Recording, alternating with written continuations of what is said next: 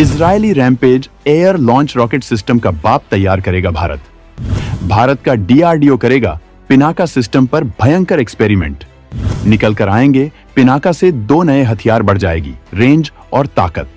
भारत का Pinaka rocket system इतना खतरनाक है कि पहले ही दुनिया भर में इसकी भयंकर डिमांड है।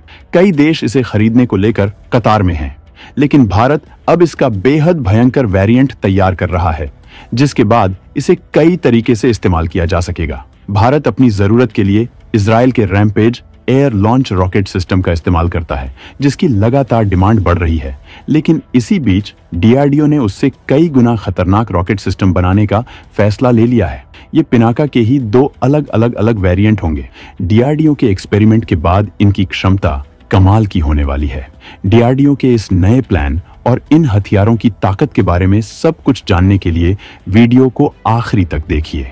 भारतीय वायुसेना इजराइल के रैम्पेज सिस्टम का कर रही इस्तेमाल। डीआरडीओ ने उससे भी भयंकर हथियार बनाने का कर दिया ऐलान। रक्षा आत्मनिर्भरता की दिशा में भारत ने बढ़ाया बेहद मजबूत कदम। भारत इस वक्त अपनी रक्षा जरूरतों को पूरा करने के लिए ज्यादा से ज्यादा स्वदेशी हथियारों को सेना में शामिल करना चाहता है। डीआरडीओ भारत के इस मिशन में पूरी दमदारी से काम कर रहा है। इसी बीच उसने भारत के स्वदेशी रॉकेट सिस्टम पिनाका को बूस्ट करके इसकी क्षमताओं में बेतहासा इजाफा करने वाला है, जिसके तहत इनका इस्तेमाल वायुसेना के विमान भी कर पाएंगे। इन सिस्टम की ताकत और क्षमताओं के बारे में हम आपको आगे बताएंगे, लेकिन इससे पहले हम आपको ये बताना चाहेंगे कि डीआरडीओ ने इनके नए वेरिएंट बनाने का फैसला क्यों लिया। दरअसल भारतीय वायुसेना को ऐसे रॉकेट सिस्टम की सख्त जरूरत होती है जिनका इस्तेमाल हवा से जमीन में मौजूद टारगेट को निशाना बनाने के लिए किया जा सके।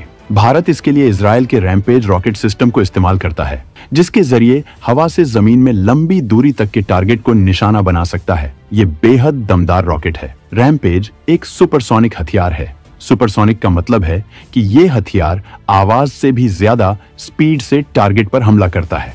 भारतीय वायुसेना ने जगुआर लड़ाकू विमान के अलावा रूसी लड़ाकू विमानों सुखोई 30 MKI और MiG-29 को रैम्पेज से लैस किया है। वहीं नौसेना ने MiG-29 नौसैनिक लड़ाकू विमानों के लिए इन घातक मिसाइलों को अपने बेड़े में शामिल किया है। ये हर तरह के मौसम में काम कर सकता है। 2020 में चीन के साथ तनाव शुरू होने के बाद भारत ने इसे इजराइल से खरीदा था। भारत इसकी ताकत से इतना प्रभावित हुआ था कि वो इसे इजराइल के साथ मिलकर भारत में बनाने वाला भी था। रैम्पेज उस स्पाइस 2000 के मुकाबले भी ज्यादा खतरनाक है, जिसका इस्तेमाल 2019 में बालाकोट हवाई हमले में हुआ था। रैम्पेज की खास बात है कि ये एयर डिफेंस सिस्टम को चकमा देने में सक्षम है। इसके अलावा यह स्टैंड ऑफ हथियार है। स्टैंड ऑफ हथियार वो हथियार होते हैं जो लंबी दूरी से ही टारगेट पर लॉन्च किए जाते हैं, जिससे टारगेट भी बर्बाद हो जाए और दुश्मन इलाके में हमले से नुकसान भी कम हो। मतलब जिसे टारगेट किया केवल वहीं तबाह हो। भारतीय सुरक्षा बलों में इजराइल के इस हथियार की डिमांड बढ़ती जा रही थी, लेकिन भारत विदेशों से ज्यादा हथियार आयात के मूड में नहीं है। इसी वजह से डीआरडीओ ने पिनाका के 2 नए वेरिएंट बनाने का फैसला किया है, जो इजराइल के हथियार से कई गुना ताकतवर होंगे, जो कीमतों में भी काफी कम होंगे। वहीं भारत की इसके लिए इजराइल पर निर्भरता भी खत्म हो जाएगी। पिनाका के एयर लॉन्च्ड वेरिएंट मचाएंगे दुश्मन खेमे में टहलका। 150 से 250 किलोमीटर में मौजूद टारगेट हो जाएगा तबाह। अगर इस खतरनाक रॉकेट सिस्टम की क्षमता की बात करें तो Pinaka multiple launcher rocket system है। ये पूरी तरह से स्वदेशी है। ये पूरी तरह से ऑटोमेटिक है। हर लॉन्चर में 214 मिलीमीटर के 12 रॉकेट होते हैं। पिनाका रॉकेट्स की स्पीड ही इसे सबसे ज्यादा खतरनाक बनाती है। इसकी स्पीड 5757 किलोमीटर प्रति घंटा है, यानी 1 सेकंड में 1.61 किलोमीटर की गति से हमला करता है। इसके कई वेरिएंट हैं, जबकि मुख्य तौर पर 2 वेरिएंट्स मौजूद हैं, जबकि तीसरे का विकास किया जा रहा है। इनमें पहला है पिनाका MK1, जो 44 सेकंड में 12 रॉकेट दागता है, यानी हर 4 सेकंड में 1 रॉकेट। 214 कैलिबर के इस लॉन्चर से एक के बाद एक 12 पिनाका रॉकेट दागे जा सकते हैं। ये 7 किलोमीटर के नजदीकी टारगेट से लेकर 90 किलोमीटर दूर बैठे दुश्मन को नेस्तनाबूद कर सकता है। पहले वेरिएंट की रेंज 45 किलोमीटर है, जबकि दूसरे वेरिएंट की रेंज 90 किलोमीटर है। वहीं डीआरडीओ अब इसके 2 नए वेरिएंट पर काम कर रहा है, जिनमें से एक की रेंज 150 किलोमीटर जबकि दूसरे की रेंज 250 किलोमीटर होगी, जबकि इसे आगे चलकर 300 किलोमीटर तक बढ़ाया जाएगा। इस लॉन्चर की लंबाई 16 फीट 3 इंच से लेकर 23 फीट 7 इंच तक है। इसकी खास बात यह है कि इसे हर मौसम और हालत में इस्तेमाल किया जा सकता है। इसको लद्दाख और अरुणाचल प्रदेश में इस्तेमाल करना जितना आसान है, उतनी ही आसानी से मरुस्थल वाले इलाकों या सूखे पहाड़ों वाले क्षेत्रों में इस्तेमाल किया जा सकता है। 2014 तक हर साल पिनाका रॉकेट लॉन्चर की लगभग 5000 मिसाइलों का प्रोडक्शन किया जा रहा था। बाद में इसके अपग्रेडेड वर्जन का प्रोडक्शन किया जाने लगा।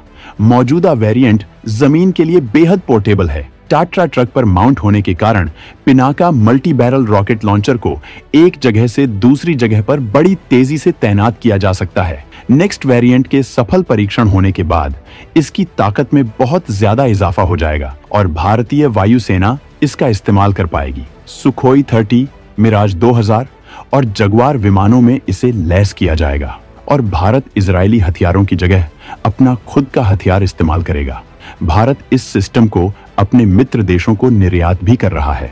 इसकी बढ़ी हुई ताकत तमाम देशों को भारत के इस हथियार के लिए आकर्षित करेगी, जिसके लिए भारत को मुंह मांगी कीमत मिलेगी।